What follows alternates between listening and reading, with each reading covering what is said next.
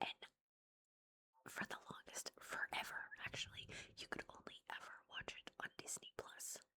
So when I got rid of Disney Plus, I was like, ugh, because there was no other way to watch it. So I was just like, please, please come out on DVD for years. And they finally did. Oh my gosh, this is amazing. I am recording on the weekend, so I'm gonna have to wait for Emma to get back so that we can watch this. Because you know, my daughter, she is a theater geek, and she loves musicals and stuff like that. But she's never seen Hamilton. She's seen clips of it, like on TikTok or something, but she's never seen it. So now we can watch it as many times as we want forever. I'm so excited about this. If you've never seen Hamilton, if you have Disney Plus, you just got it. If not, they had these at Walmart. I think they came out on June 16th, but they sold out like immediately at my store, so I had to wait.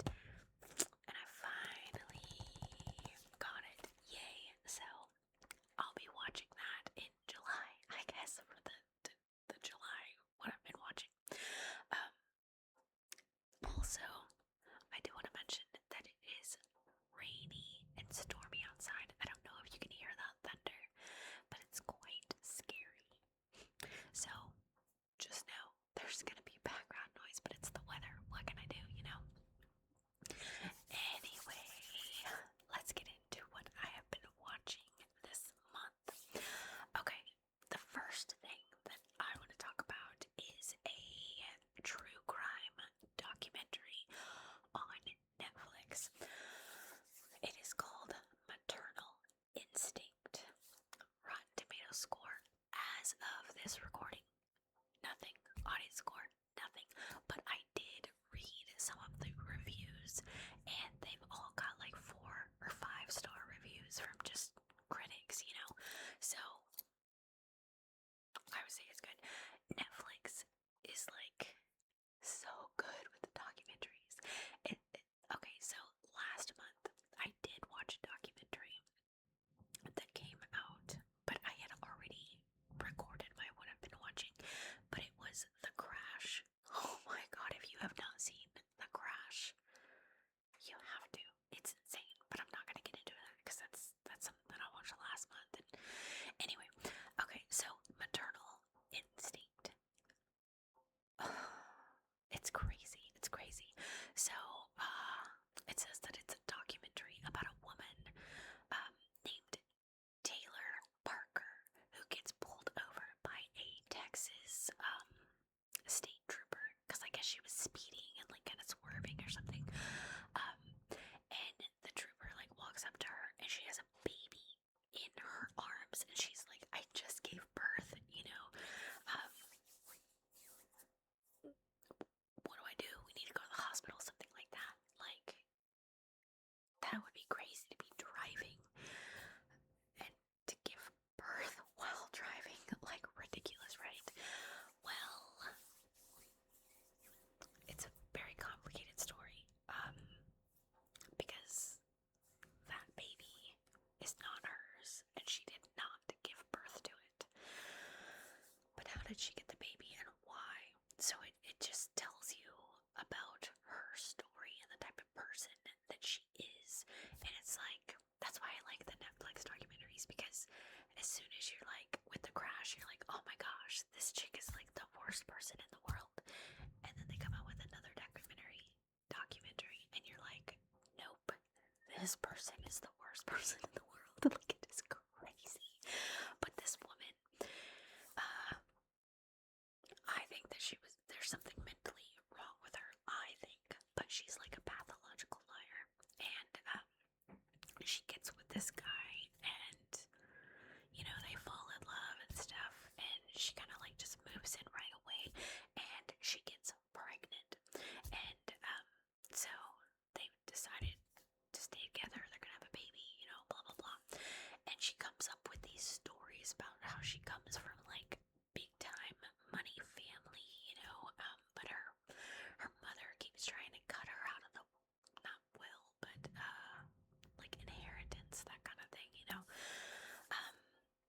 so she doesn't actually have money, but it's there, it's very complicated. Um, but it turns out that this woman uh, can't get pregnant because she had a hysterectomy where they, I guess, removed the uterus.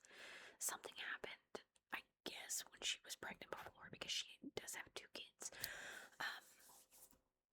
But how is she pregnant, right? She fakes a pregnancy, like so much so that like she goes online to buy fake pregnancy tests or real pregnancy tests that show positive, um, like gender reveal things that she could print out. And she even goes as far as buying a fake stomach, and it's just the story is just so insane because she does have a baby, but it's like, how did she get that baby? It is awful, awful, awful, awful. And I'm pretty sure she got the death penalty. This was in Texas. I think she got the death penalty. Um, but I honestly think that she should have gotten, like, mentally insane, and be put in, like, a mental institution because there's something not right in her brain. Uh, it's really good, but it is super, super messed up. So just know it's like very graphic and dark, okay? If you're not into that kind of thing, do not watch this documentary. But I do recommend it because it is just so crazy. Okay, the next thing that I watched was a show on HBO Max, and it is called Rooster.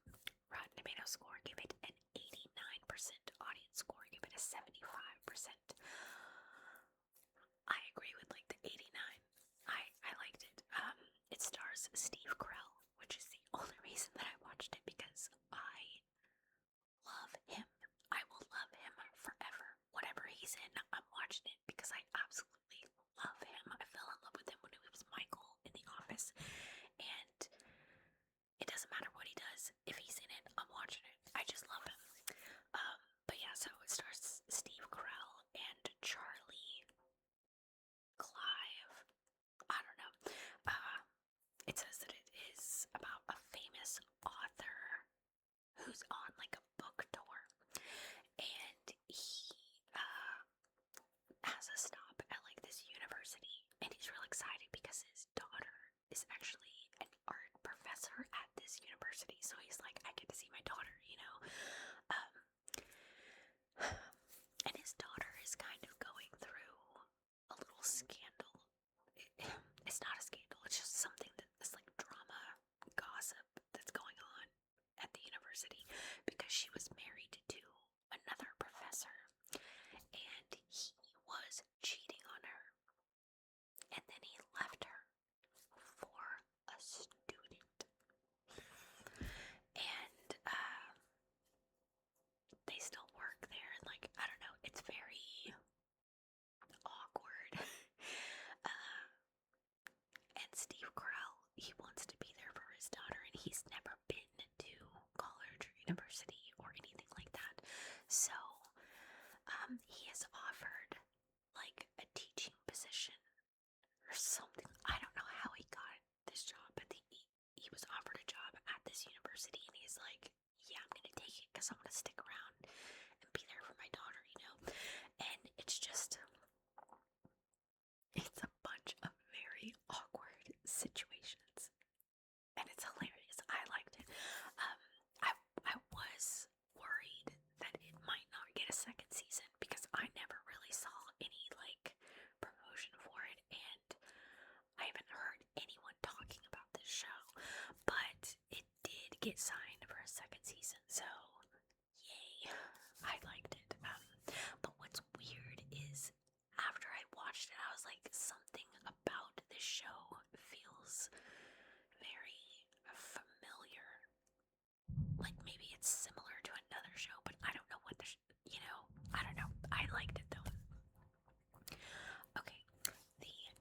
next show that I watched was on Apple TV, and this is called Margot's Got Money Troubles. Margot's Got Money Troubles. Rotten Tomato score gave it a 96%. Audience score gave it an 80%. I agree with the 96. Like, the show was so amazing. And the cast, ridiculous. Okay, so it's Elle Fanning. I love Elle Fanning. If she's in it, I'm watching it. It's fantastic. Michelle Pfeiffer. Yes. Nick Offerman. Oh my god, I love him. And Greg Kinnear. And I feel like it also has Nicole Kidman in it. Like, the cast is ridiculous. Okay. So what is this about? Well, Margot, who is Elle Fanning, she's a college student, and she is the daughter of a Hooters waitress, or an ex-Hooters waitress, Michelle Pfeiffer. Can you imagine? And an ex-pro wrestler, Nick Offerman. Like, what? The story is just crazy to me. And Nick Offerman, the ex-pro wrestler, is also a drug addict, or a recovering drug addict, okay? And Margot is in college or university, and oh my goodness, she's sleeping with a professor, her professor, who is also married. Oh my gosh, and what do you think happens? Uh-oh, she gets pregnant, okay? And he's like, abortion. And she's like, no. And she's gonna have the baby, you know? So eventually she's like, yikes, I need money, you know? And life just gets really hard. So she decides to start an OnlyFans. Yeah. And then her dad finds out about it, because he just got out of rehab or something, and he comes to stay with her, and he's like, I can help with the baby and stuff like that, you know. Her dad finds out about it, and at first he's all like, what the hell? But then he's like, you know, I can help you because of his ex-pro wrestler stuff. He can create these storylines and stuff, and it just gets more and more intense with the OnlyFans stuff. And then she gets on TikTok to create this storyline. I don't know, it is absolute insanity. Okay, but it's really good. It's completely unexpected. So unexpected, especially from these actors. It's like, you know, it's crazy. Okay, let's move on.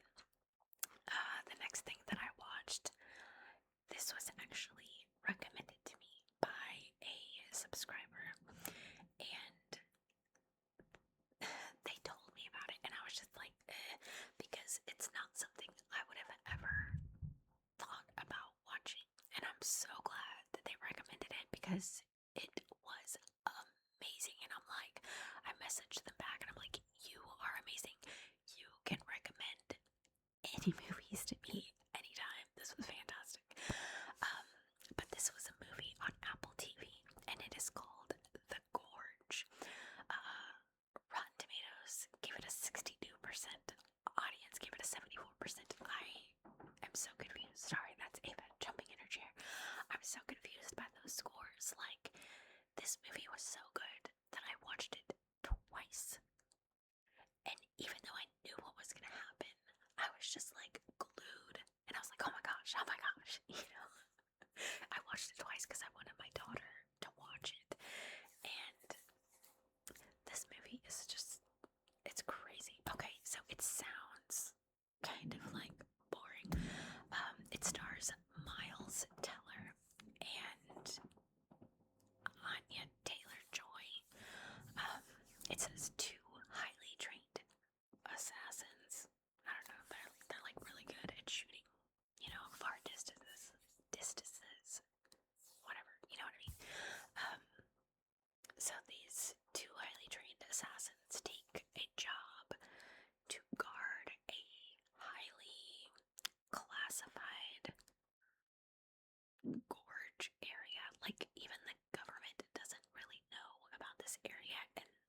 it's just this big, it looks like a massive deep trench, and you can't even look down into it because there's this like cloud of fog and stuff, so you can't even um but so this guy, Miles Teller, he shows up.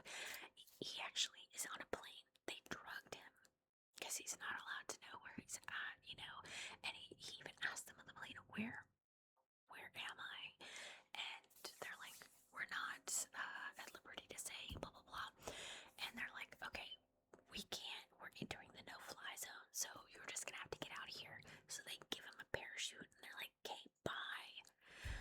So he jumps out of this plane and he goes to the location he's supposed to be at. It's like this watchtower type thing. And he's relieving another person. And apparently, when you do this, you sign a contract to be there for an entire year. And there's no internet, no cell phones, no TV, no nothing, no contact with the outside world whatsoever. Because there are these like satellite things that block everything, so it doesn't show up on any map and any radar. Like, it's just a dead zone, you know. And he's like, what is this? He asks the guy that he's relieving, what is this? What are we guarding or whatever? And the guy's like, you want to know the truth? My opinion, we're guarding the gate to hell, you know. And it's just like, what? And he's like, what exactly is down there? I don't know. Well, why can't we let it out? I don't know. There's no answers. You just have to blindly take these orders and be like, okay, you know, which is crazy. So he's there, and he's there for a couple weeks just doing what he's supposed to do, like these random checks and stuff like that.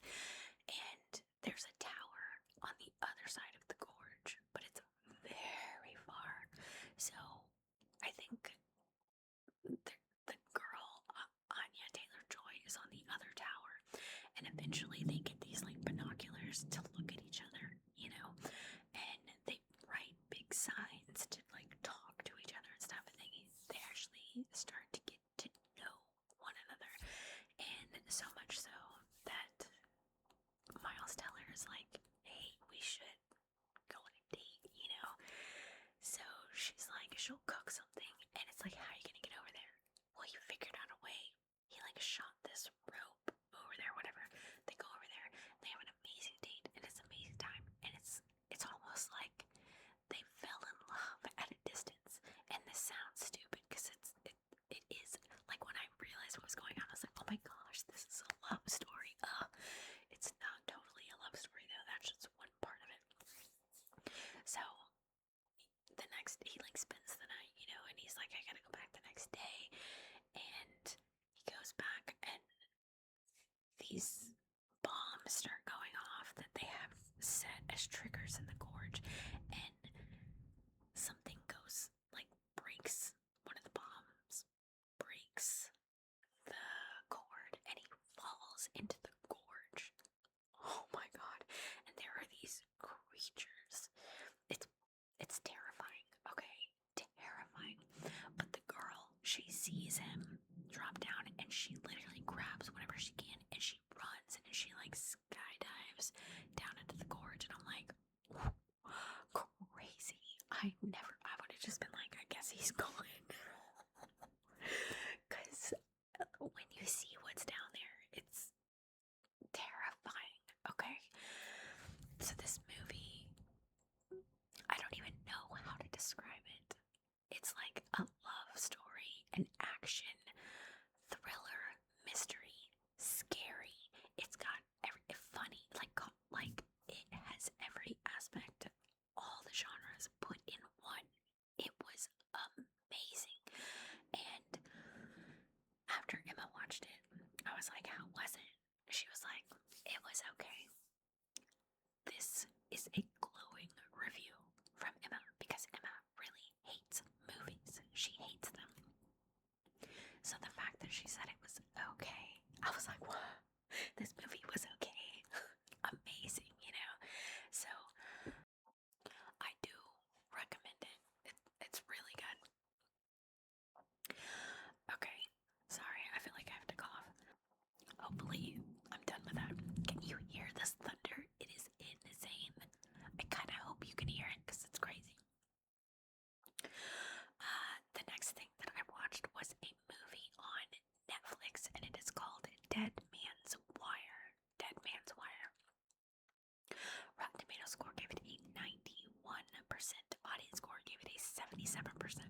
That's a huge difference. I don't understand.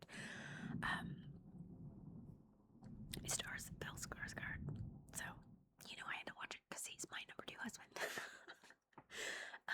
It also stars. Hold on. Sorry, my throat is just like super dry, and I just. I feel like whispering, like it's hurting my throat. I don't know. But yeah, it stars Bill Skarsgård, who I love, and that is the whole reason that I watched it. It also stars DeGray Montgomery. I think that's how you say it. And if you've seen Stranger Things, you know that he plays Billy. Billy. And then it also stars Al Pacino. So, great cast, right? This is a true story. It's insane. So, on February 8th, 1977, an angry or disgruntled real estate developer, Bill Skarsgård, feels that this mortgage company / bank, whatever, wronged him, and he is very upset about it. So because a deal fell through or whatever, and it was their fault, and it was kind of shady, you know. And he's like, I'm not gonna take this. People need to know what you've done. So he goes into this mortgage broker building, you know, and he's waiting for the actual owner, but the owner is like on vacation or something. So his son is like, we can talk, you know. And they go into this room, and Bill Skarsgård has this, I think it's like a sawed-off shotgun, okay? And somehow, I don't even know how this happened. It happened so fast. Somehow he has this sawed-off shotgun wired to DeGray Montgomery's head, and he also has it wired to his hand. So head, gun, hand, and it's wired to both of them. So if either of them, if this guy pulls too hard or this guy tries to escape, the shotgun's gonna go off and kill the guy, right? So he holds this guy hostage, and he's like, I planned on taking you to my apartment, but we're in this building or whatever. So what do? He leaves the building with this guy being held hostage, and everyone in town, all the police and stuff, they know Bill Skarsgård, and they're all talking to him like, you know, whatever. They let him take this guy in his car, drive to his apartment, and then he's held hostage in there for days. And Bill Skarsgård's like, I want an apology from the Al Pacino. I want this and this and this. He's got all these demands, you know, and this is going on for days. And it's just about that. It sounds kind of boring, but I didn't think it was. I thought it was a really good movie. 91%, I agree. And the fact that it was a true story was like insane. But it was like, Bill Skarsgård is basically like the little guy who got, you know, crapped on, and this big corporation, he just wants to be treated with respect, and he wants his deal to be done properly, you know. And I'm like, am I rooting for this guy because he's right, which I do think he's right, but am I like extra rooting for him because it's Bill Skarsgård? You know, like, because he is the bad guy, but is he? I don't know. Anyway, it's very interesting. It's very interesting. I do recommend it. Okay, the next thing that I watched was a movie on Hulu, and it is called Send Help. Rotten Tomatoes score gave it a 92%. Audience score gave it an 86%. It stars Rachel McAdams, which is the only reason that I watched it, because I love Rachel McAdams. She's so beautiful. But Rachel McAdams and Dylan O'Brien.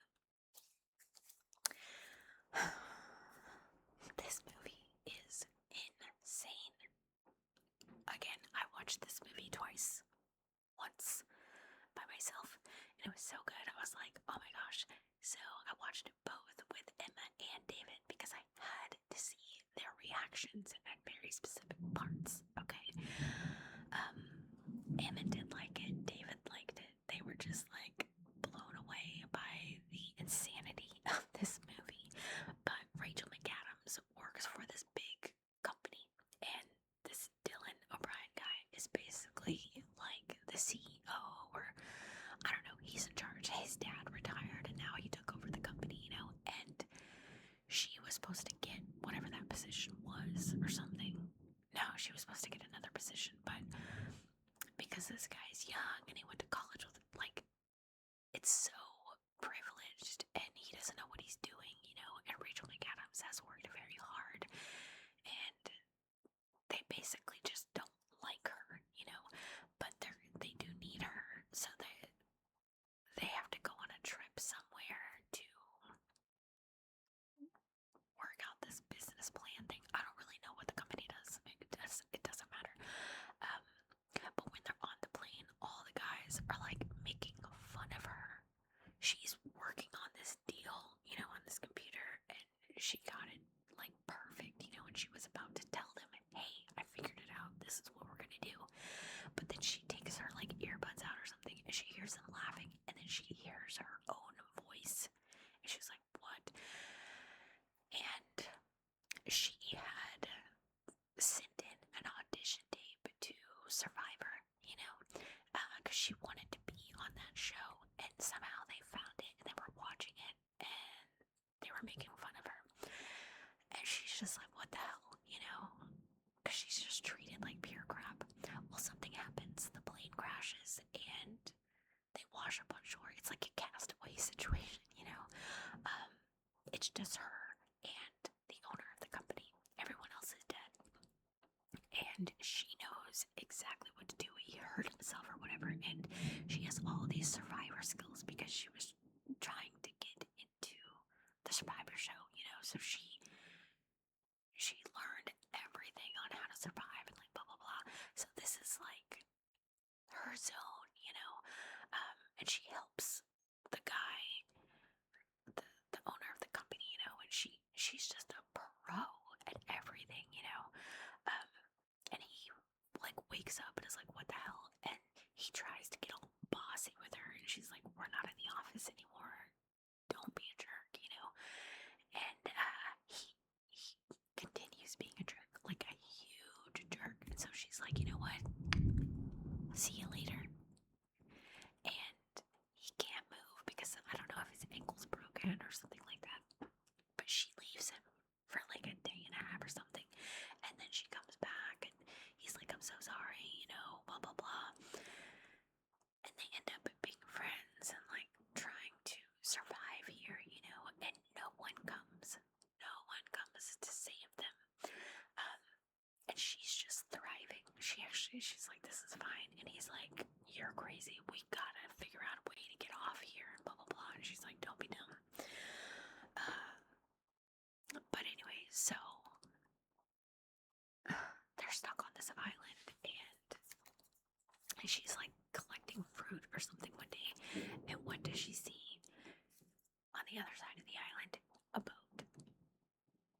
And it is like a rescue boat, and she kind of like hides because she doesn't really want to be found, because here she has power, and it's like, whoa, is she crazy?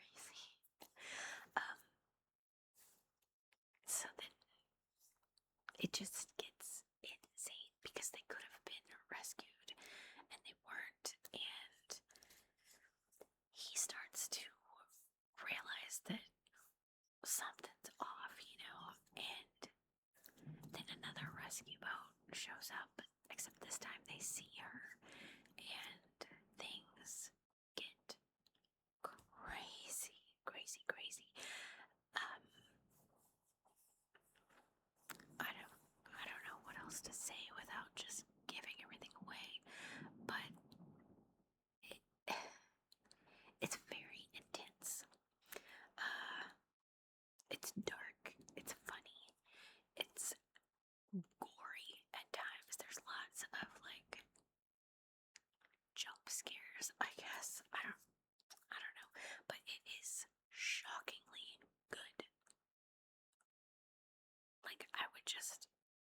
I would watch it again. That would be the third time. Like, it's just entertaining, and like, if you watch it by yourself, you'll definitely want to watch it again with someone to see their reactions to certain parts, because there are some parts that are just so shocking.